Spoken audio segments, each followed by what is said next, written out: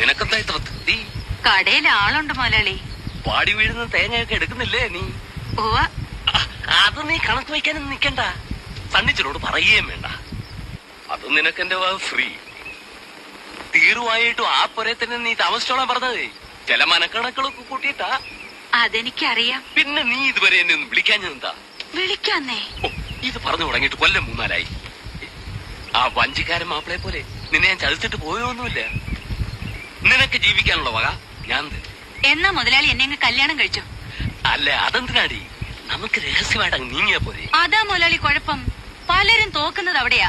ഈ രഹസ്യക്കാർക്ക് ഞാൻ ഒരു സാധനം ഉണ്ടാക്കി വെച്ചിട്ടുണ്ട്. എല്ലാവർക്കും അറിയാത്. കൊല്ലൻ കുട്ടപ്പനെ കൊണ്ട് പ്രത്യേകം പറഞ്ഞുണ്ടാക്കിപ്പിച്ചതാ ഒരു വെട്ടുകത്തി. അതെടുക്കാൻ രാജമ്മയുടെ കൈക്ക് ഒരു ഉളുപ്പുമില്ല. ജയിലിലും ഇപ്പൊ 2 നേരം ചോറാന്നാ പറയുന്നേ. പിന്നെ രാജമ്മയ്ക്കെന്താ